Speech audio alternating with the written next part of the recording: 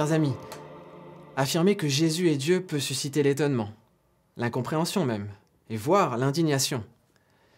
Plusieurs questions viennent à nous.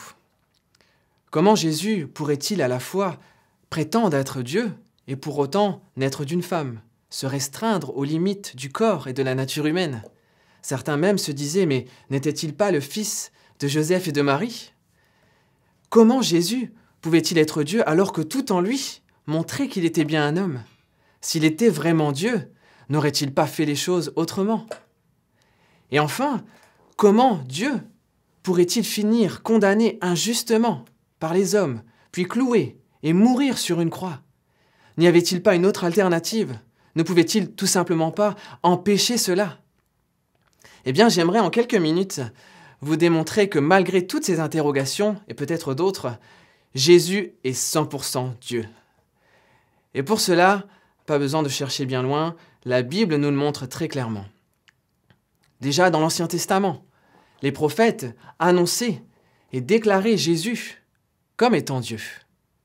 Deux références dans Ésaïe 7, 14, il nous est dit « C'est pourquoi le Seigneur lui-même vous donnera un signe. Voici la jeune fille deviendra enceinte et enfantera un fils.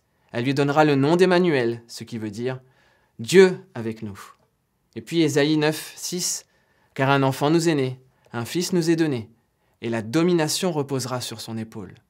On l'appellera admirable, conseiller, Dieu puissant et Père éternel, prince de la paix. » Permettez-moi de dire aussi par ce dernier verset que c'est aussi la nature même et exclusive de Dieu qui nous est révélée, son éternité.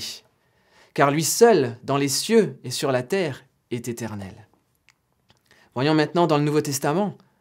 L'évangéliste Jean nous dit dans son livre, au chapitre 1, verset 18, « Personne n'a jamais vu Dieu, mais le Fils unique, qui est Dieu et demeure auprès du Père, lui seul l'a fait connaître. » Puis Philippiens 2, 6, en parlant de Jésus, lui qui dès l'origine était de condition divine, ne chercha pas à profiter de l'égalité avec Dieu.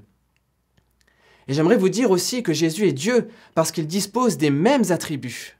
Jésus comme Dieu est omniprésent, c'est-à-dire présent partout. Jésus est omniscient, il sait tout. Et Jésus est omnipotent comme Dieu, il a le pouvoir. Et permettez-moi de parler particulièrement de sa toute-puissance.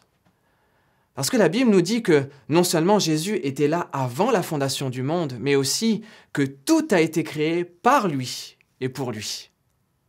Et Jésus lui-même va dire « Tout pouvoir m'a été donné dans le ciel et sur la terre. » Jésus avait la puissance de guérir toutes les maladies, de purifier les lépreux, de rendre la vue aux aveugles, de faire lever un paralytique.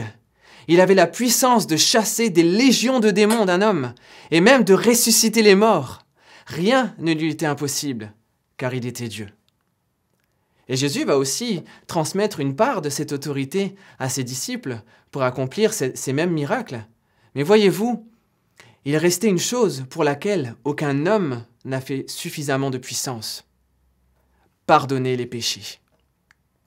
Seul Dieu a la puissance de pardonner les péchés, et cela dès le commencement. Et c'est là que toute la divinité de Jésus prend son ampleur, parce que Jésus pardonna les péchés de ses contemporains, et encore aujourd'hui, il pardonne les fautes de ceux et celles qui se confient en lui. Et voyez-vous, si le pardon était accessible à tous, il restait cependant un point important à régler. Quelqu'un devait être condamné pour tous ses péchés. Et laissez-moi vous dire que si Dieu seul avait la puissance de pardonner tous les péchés, eh bien lui seul pouvait se charger de régler la dette de notre condamnation.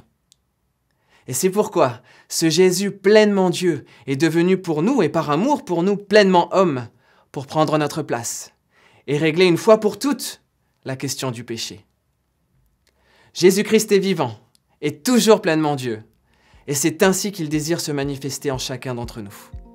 Alors, ne limitez jamais Jésus à un simple homme ou même un grand homme ou à un prophète, car c'est tel qu'il est qu'il souhaite aujourd'hui agir et régner dans vos vies.